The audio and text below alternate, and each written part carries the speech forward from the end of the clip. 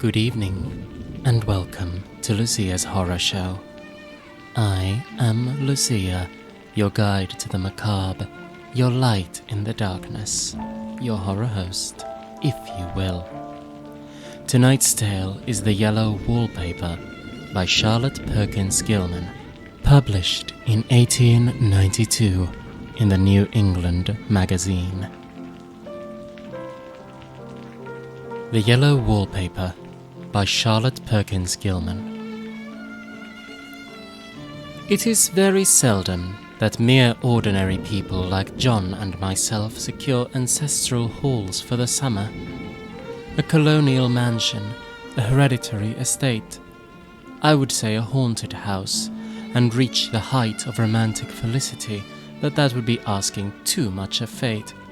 Still, I will proudly declare that there is something queer about it.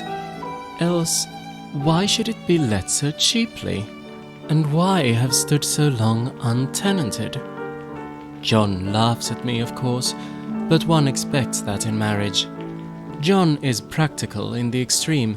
He has no patience with faith, an intense horror of superstition, and he scoffs openly at any talk of things not to be felt and seen and put down in figures. John is a physician, and perhaps, I would not say to a living soul, of course, but this is dead paper and a great relief to my mind, perhaps that is one reason I do not get well faster. You see, he does not believe I am sick, and what can one do?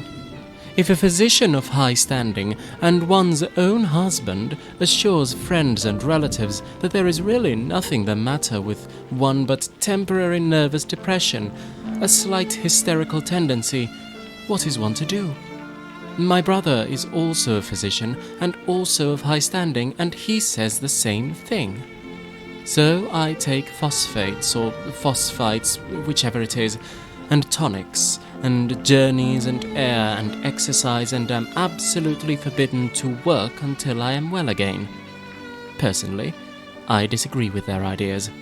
Personally, I believe that congenial work with excitement and change would do me good. But what is one to do? I did write for a while in spite of them, but it does exhaust me a good deal, having to be so sly about it, or else meet with heavy opposition. I sometimes fancy that in my condition, if I had less opposition and more society and stimulus. But John says the very worst thing I can do is to think about my condition, and I confess it always makes me feel bad. So I will let it alone and talk about the house. The most beautiful place. It is quite alone, standing well back from the road, quite 3 miles from the village. It makes me think of English places that you read about, for there are hedges and walls and gates that lock, and lots of separate little houses for the gardeners and people. There is a delicious garden. I never saw such a garden, large and shady, full of box-bordered paths, and lined with long grape-covered arbours with seats under them. There were greenhouses too, but they are all broken now. There was some legal trouble, I believe, something about the heirs and co-heirs. Anyhow, the place has been empty for years. That spoils my ghostliness, I am afraid, but I don't care. There is something strange about the house. I can feel it. I even said so to John one moonlight evening, but he said what I felt was a draught and shut the window. I get unreasonably angry with John sometimes. I'm sure I never used to be so sensitive. I think it is due to this nervous condition. But John says, if I feel so, I shall neglect proper self-control, so I take pains to control myself, before him at least, and that makes me very tired. I don't like our room a bit.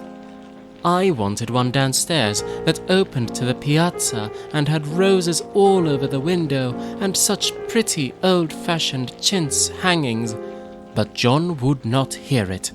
He said there was only one window and not room for 2 beds, and no near room for him if he took another. He's very careful and loving, and hardly lets me stir without special direction. I have a schedule prescription for each hour in the day. He takes all care from me, and so I feel basely ungrateful not to value it more. He said we came here solely on my account, that I was to have perfect rest and all the air I could get. "Your exercise depends on your strength, my dear," said he, "and your food somewhat on your appetite, but your air you can absorb all the time." So he took the nursery at the top of the house. It is a big, airy room, the whole floor nearly, with windows that look always, and air and sunshine galore. It was nursery first, and then playground and gymnasium, I should judge, for the windows are barred for little children, and there are rings and things in the walls. The paint and paper look as if a boys' school had used it. It is stripped off, the paper, in great patches all around the head of my bed, about as far as I can reach, and in a great place on the other side of the room low down. I never saw a worse paper in my life. One of those sprawling, flamboyant patterns, committing every artistic sin. It is dull enough to confuse the eye in following, pronounced enough to constantly irritate and provoke study, and when you follow the lame, uncertain curves for a little distance, they suddenly commit suicide, plunge off at outrageous angles, destroy themselves in unheard-of contradictions. The colour is repellent, almost revolting, and smouldering, unclean yellow, strangely faded by the slow-turning sunlight. It is a dull yet lurid orange in some places, a sickly sulphur tint in others. No wonder the children hated it. I should hate it myself if I had to live in this room long. There comes John, and I must put this away. He hates to have me write a word. We have been here 2 weeks, and I haven't felt like writing before since that first day.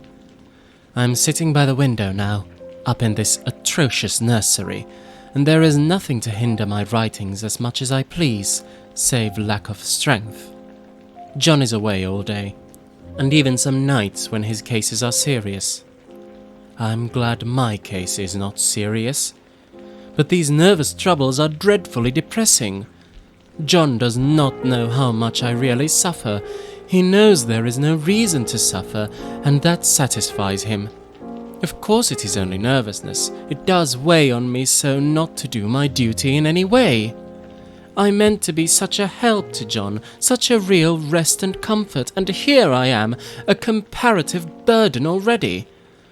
Nobody would believe what an effort it is to do what little I am able, to dress and entertain and other things. It is fortunate Mary is so good with the baby, such a dear baby, and yet I cannot be with him, it makes me so nervous. I suppose John never was nervous in his life. He laughs at me so about this wallpaper. At first he meant to repaper the room, but afterwards he said that I was letting it get the better of me, and that nothing was worse for a nervous patient than to give way to such fancies. He said that after the wallpaper was changed, it would be heavy bedstead, and then the barren windows, and then that gate at the head of the stairs, and so on. "You know the place is doing you good," he said. "And really, my dear, I don't care to renovate the house just for a 3-month rental." "Then do let us go downstairs," I said. "There are such pretty rooms there."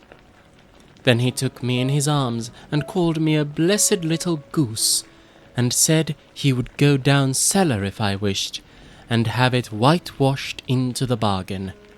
But he's right enough about the beds and windows and things. It is as airy and comfortable a room as any one need wish, and, of course, I would not be so silly as to make him uncomfortable just for a whim. I'm really getting quite fond of the big room. All but that horrid paper. Out of one of the windows I can see the garden, those mysterious deep-shaded arbours, the riotous old-fashioned flowers and bushes and gnarly trees. Out of another I get a lovely view of the bay and a little private wharf belonging to the estate. There is a beautiful shaded lane that runs down there from the house. I always fancy I see people walking in these numerous paths and arbours, but John has cautioned me not to give way to fancy in the least. He says that with my imaginative power and habit of story-making and nervous weakness like mine is sure to lead to all manner of excited fancies, and that I ought to use my will and good sense to check the tendency. So I try. I think sometimes that if I were only well enough to write a little, it would relieve the press of ideas and rest me. But I find I get pretty tired when I try. It is so discouraging not to have any advice and companionship about my work. When I get really well, John says he will ask Cousin Henry and Julia down for a long visit, but he says he would as soon put fireworks in my pillowcase as to let me have those stimulating people about now. I wish I could get well faster. But I must not think about that. This paper looks to me as if it knew what a vicious influence it had. There is a recurrent spot where the paper lolls like a broken neck, and two bulbous eyes stare at you upside down. I get positively angry with the impertinence of it, and the everlastingness. Up and down and sideways they crawl, and those absurd unblinking eyes are everywhere. There is one place where two breadths didn't match, and the eyes go all up and down the line, one a little higher than the other. I never saw so much expression in an inanimate thing before, and we all know how much expression they have. I used to lie awake as a child and get more entertainment and terror out of blank walls and plain furniture than most children could find in a toy store. I remember what a kindly wink the knobs of our big old bureau used to have, and there was one chair that always seemed like a strong friend.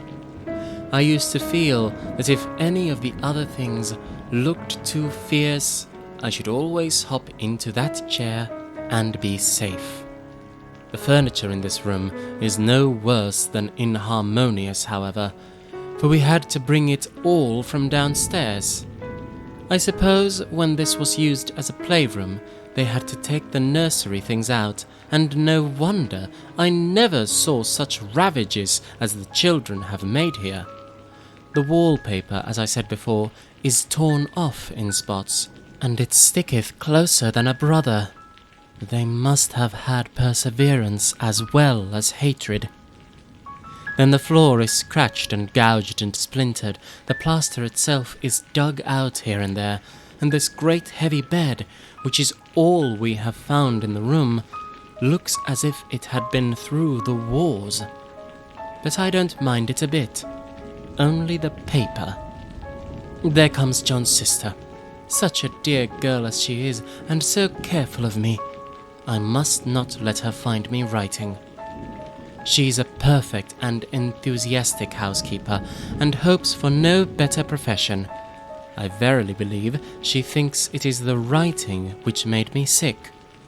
But I can write when she's out, and see her a long way off from these windows. There is one that commands the road, a lovely shaded winding road, and one that just looks off over the country. A lovely country too, full of great elms and velvet meadows.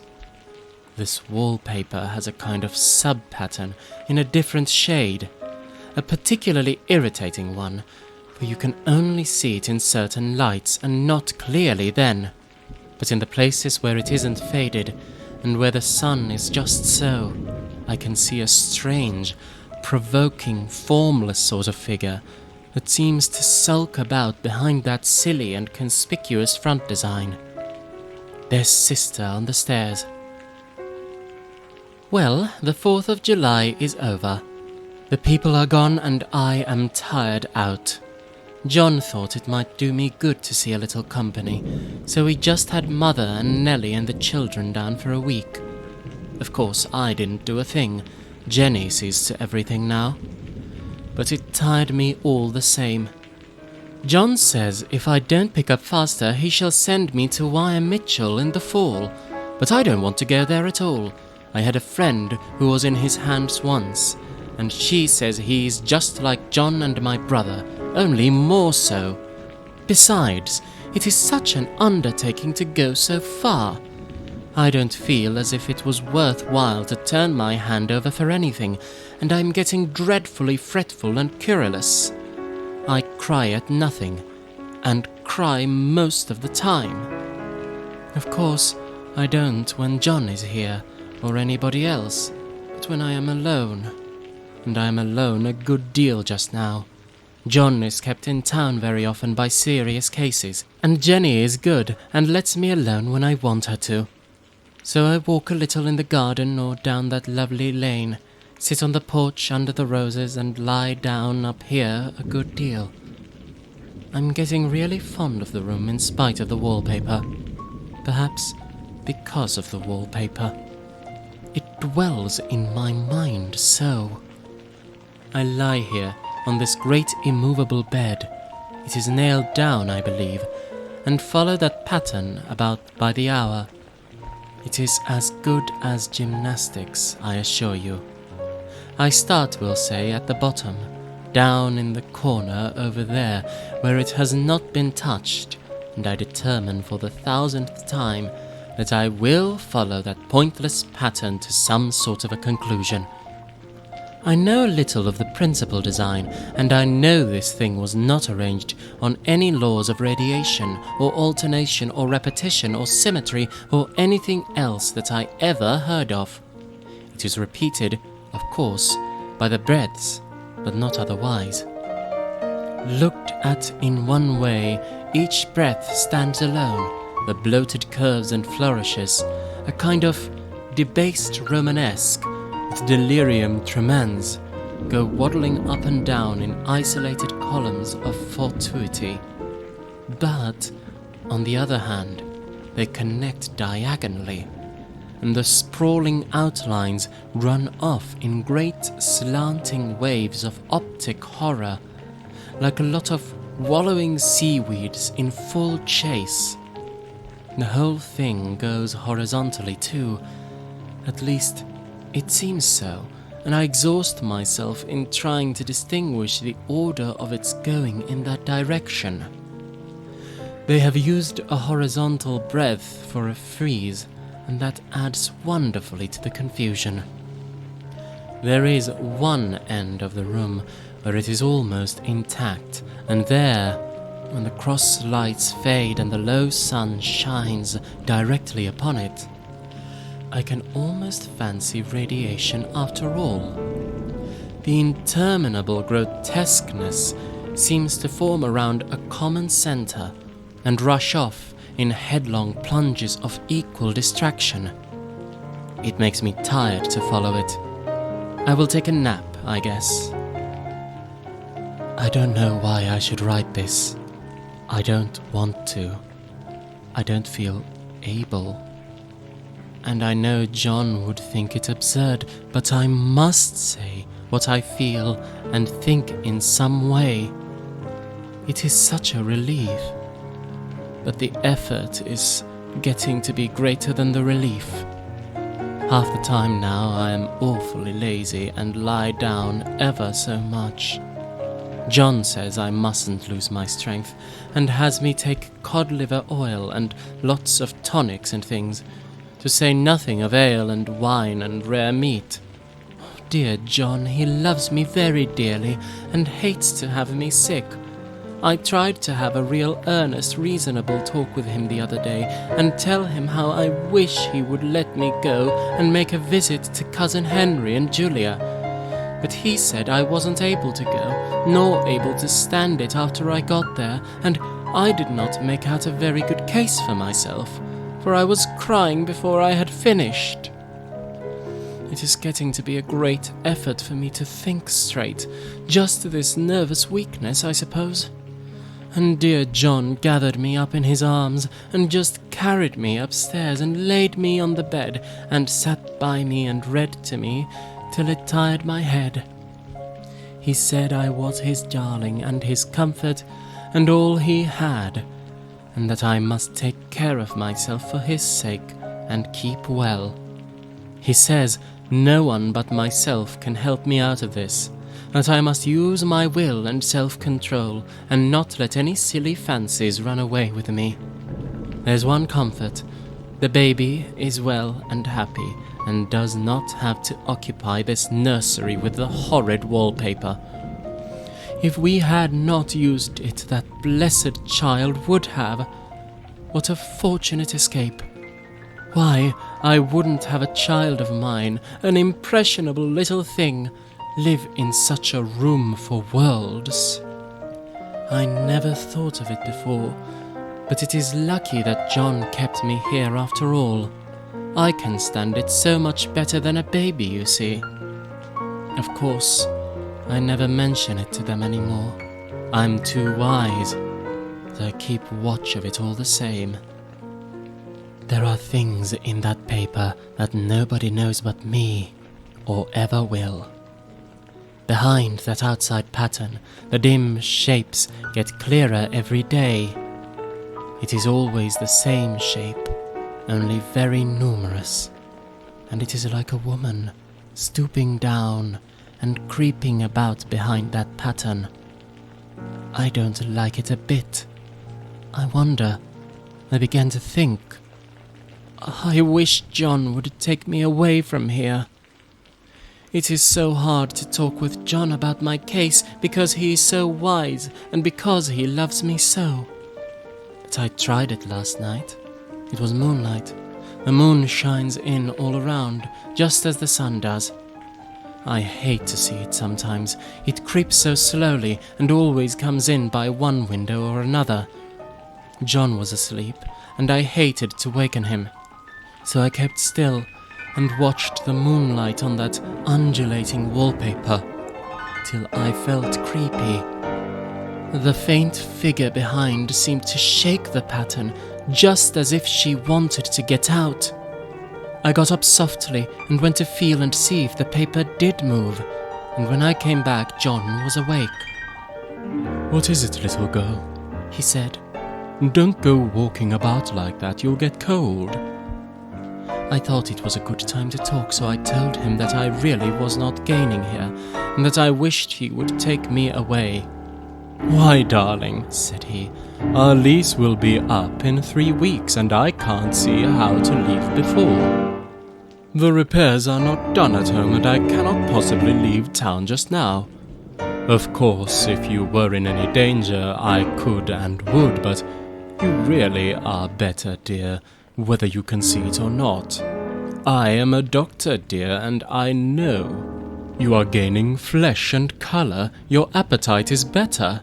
I really feel much easier about you."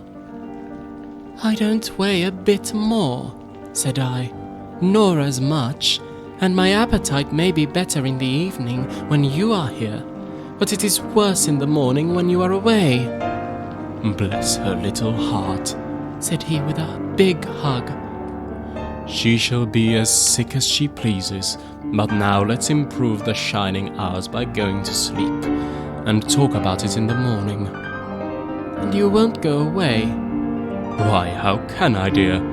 It is only 3 weeks more, and then we will have a nice little trip of a few days while Jenny is getting the house ready. Really, dear, you are better."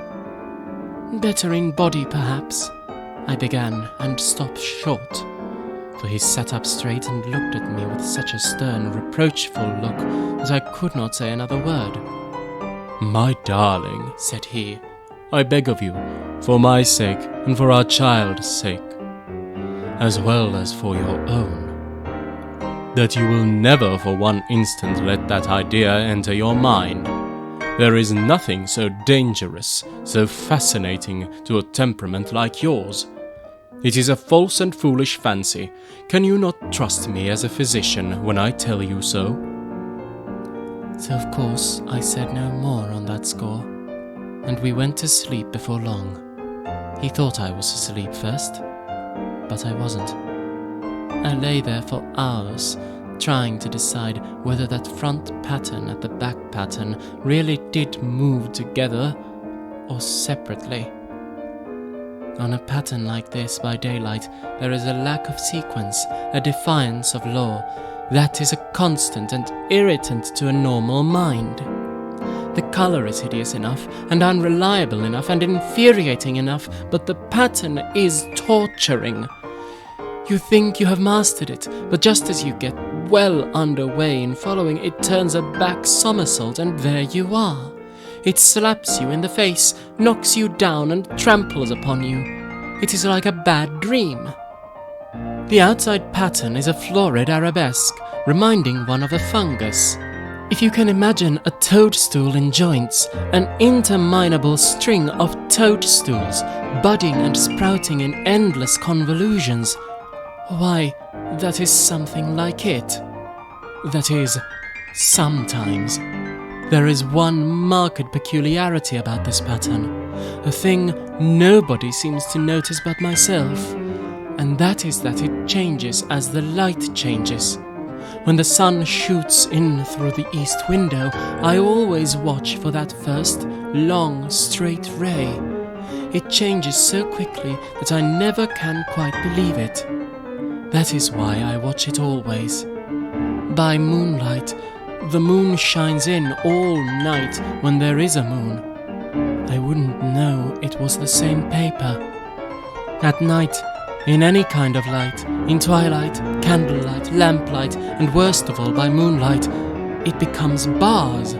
The outside pattern, I mean, and the woman behind it is as plain as can be. I didn't realize for a long time what the thing was that showed behind that dim sub-pattern, but now I am quite sure it is a woman. By daylight she is subdued, quiet. I fancy it is the pattern that keeps her so still. It is so puzzling. It keeps me quiet by the hour. I lie down ever so much now. John says it is good for me and to sleep all I can. Indeed, he started the habit by making me lie down for an hour after each meal. This is a very bad habit, I am convinced, for you see, I don't sleep, and that cultivates deceit, for I don't tell them I'm awake. Oh no. The fact is, I'm getting a little afraid of John. He seems very queer sometimes, and even Jenny has an inexplicable look. It strikes me occasionally, just as a scientific hypothesis, that perhaps it is the paper. I have watched John when he did not know I was looking and come into the room suddenly on the most innocent excuses, and I've caught him several times looking at the paper. And Jenny too. I caught Jenny with her hand on it once. She didn't know I was in the room, and when I asked her in a quiet and very quiet voice, with the most restrained manner possible, what she was doing with the paper, she turned around as if she had been caught stealing and looked quite angry, asked me why I should frighten her so. Then she said that the paper stained everything it touched, that she had found yellow smooches on all my clothes and John's, and she wished we would be more careful.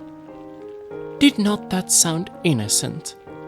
But I know she was studying that pattern, and I am determined that nobody shall find it out but myself. Life is very much more exciting now than it used to be. You see, I have something more to expect, to look forward to watch.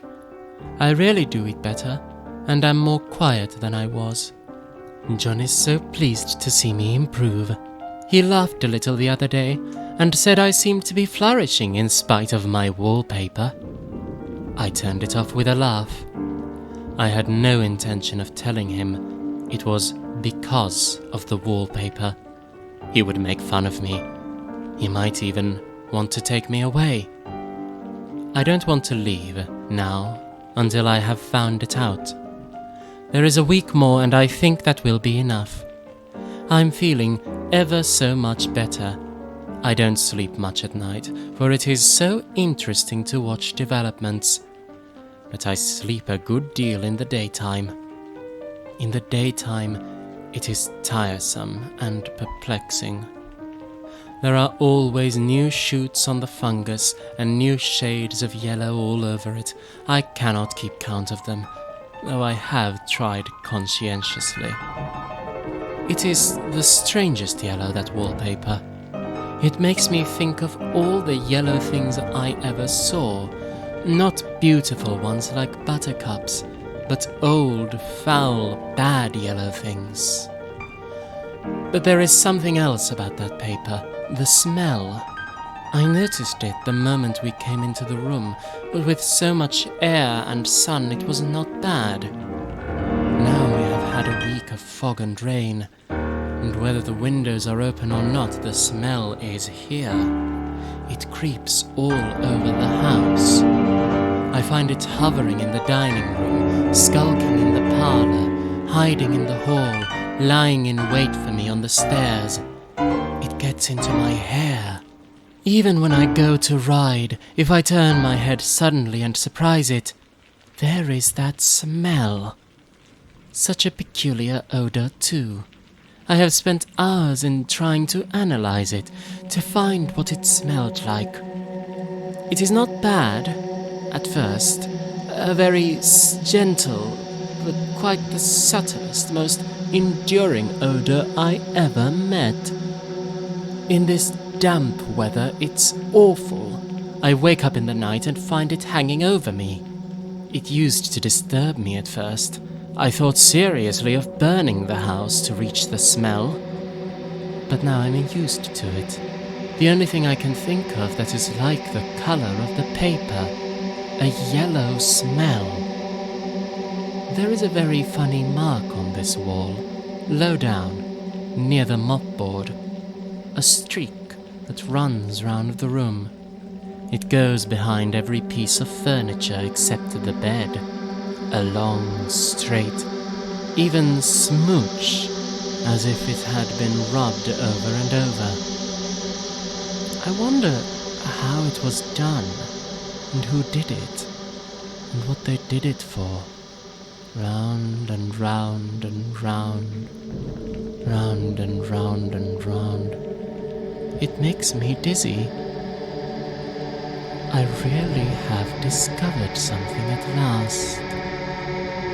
Through watching so much at night, when it changes so, I have finally found out. The front pattern does move, and no wonder. The woman behind shakes it.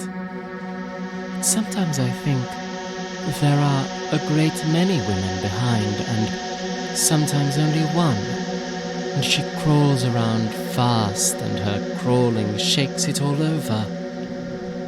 Then in the very bright spots she keeps still, and in the very shady spots she just takes hold of the bars and shakes them hard. And she's all the same trying to climb through, but nobody could climb through that pattern. It strangles so. I think that is why it has so many heads. They get through, and then the pattern strangles them off and turns them upside down, and makes their eyes white. If those heads were covered or taken off, it would not be half so bad. I think that woman gets out in the daytime, and I'll tell you why, privately. I've seen her. I can see her out of every one of my windows. It is the same woman, I know, for she is always creeping, and most women do not creep by daylight. I see her on that long, shaded lane, creeping up and down. I see her in those dark grape arbors, creeping all round the garden. I see her on that long road under the trees, creeping along, and when a carriage comes she hides under the blackberry vines. I don't blame her a bit. It must be very humiliating to be caught creeping by daylight. I always lock the door when I creep by daylight. I can't do it at night, or I know John would suspect something at once. And John is so queer now that I don't want to irritate him. I wish he would take another room. Besides, I don't want anybody to get that woman out at night but myself. I often wonder if I could see her out of all the windows at once. But turn as fast as I can only see out of one at a time. And though I always see her, she may be able to creep faster than I can turn. I have watched her sometimes away off in the open country, creeping as fast as a cloud shadow in a high wind.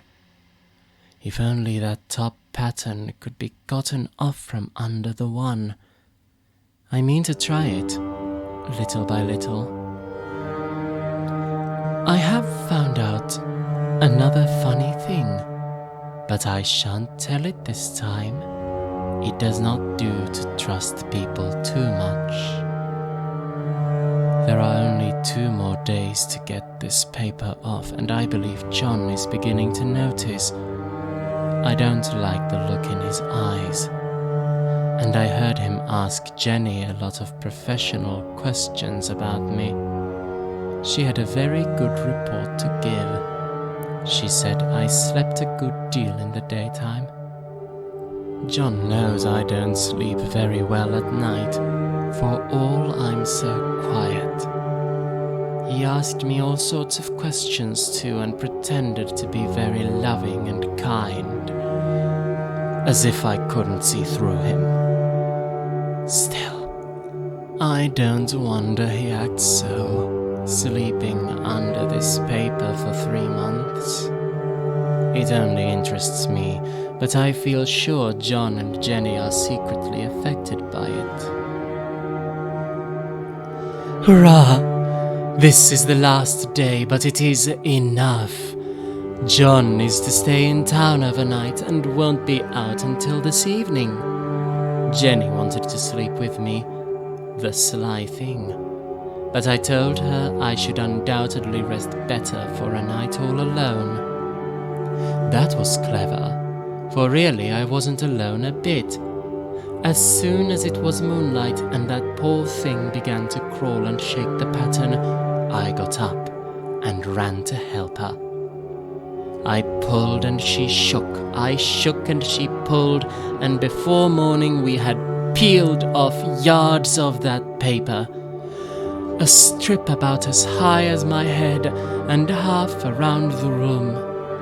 And then, when the sun came and that awful pattern began to laugh at me, I declared I would finish it today. We go away tomorrow, and they are moving all my furniture down again to leave things as they were before. Jenny looked at the wall in amazement, but I told her merrily that I did it out of pure spite at the vicious thing. She laughed and said she wouldn't mind doing it herself, but I must not get tired. How she betrayed herself that time. But I am here and no person touches this paper. Not alive. She tried to get me out of the room. It was too patent. But I said it was so quiet and empty and clean now that I believed I would lie down again and sleep all I could, and not to wake me even for dinner. I would call when I woke. So now she's gone, and the servants are gone, and the things are gone, and there is nothing left but that great bedstead nailed down, with the canvas mattress we found on it. We shall sleep downstairs tonight, and take the boat home tomorrow. I quite enjoy the room, now it is bare again. How the children did tear about here. This bedstead is fairly gnawed, but I must get to work. I have locked the door and thrown the key down into the front path. I don't want to go out, and I don't want to have anybody come in till John comes. I want to astonish him. I've got a road pup here that even Jenny did not find. If that woman does get out and tries to get away, I can tie her. But I forgot I could not reach far without anything to stand on. This bed will not move. I tried to lift and push it until I was lame, and then I got so angry I bit off a little piece at the corner, but it hurt my teeth. Then I peeled off all the paper I could reach standing on the floor. It sticks horribly, and the pattern just enjoys it. All those strangled heads and bulbous eyes and waddling fungus growths just shriek with derision. I am getting angry enough to do something desperate. To jump out of the window would be admirable exercise, but the bars are too strong to even try. Besides, I wouldn't do it. Of course not. I know well enough that a step like that is improper and might be misconstrued. I don't like to look out of the windows even. There are so many of those creeping women, and they creep so fast. I wonder if they all come out of that wallpaper as I did. But I am securely fastened now by my well-hidden rope. You don't get me out in the road there. I suppose I shall have to get back behind the pattern when it comes night, and that is hard. It is so pleasant to be out in this great room and creep around as I please. I don't want to go outside. I won't, even if Jenny asks me to. For outside you have to creep on the ground, and everything is green instead of yellow. But here I can creep smoothly on the floor, and my shoulder just fits in that long smooch around the wall, so I cannot lose my way. Why, there's John at the door. It is no use, young man. You can't open it. How he does call and pound. Now he's crying for an axe. It would be a shame to break down that beautiful door. John dear, said I in the gentlest voice, the key is down by the front steps, under a plantain leaf. That silenced him for a few seconds. Then he said, very quietly indeed, Open the door, my darling. I can't, said I. The key is down by the front door, under the plantain leaf. And then I said it again several times, very gently and slowly, and said it so often that he had to go and see. And he got it, of course, and came in. He stopped short by the door. What is the matter? He cried. For God's sake, what are you doing? I kept on creeping just the same, but I looked at him over my shoulder. I've got out at last, said I, in spite of you and Jane. And I've pulled off most of the paper so you can't put me back. Now, why should that man have fainted? But he did, and right across my path by the wall, so that I had to creep over him every time.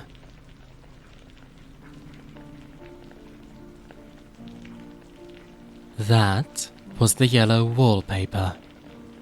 A delightful tale, no? I certainly found it entertaining when I first read through it. Join me next week when I delve into the tale of The Signalman by the legendary Charles Dickens. If you would like to hear me read a specific tale, leave it in the comments below and I will check it out and see if it is something suitable for this show. If you yourself have written a story and would like to see it read through, contact me via DMs on Blue Sky or Tumblr. Both are in the description below. If you enjoyed, leave a like and be sure to subscribe to not miss any of the delightful, frightful content. But with that, I bid you good night and enjoy the nightmares.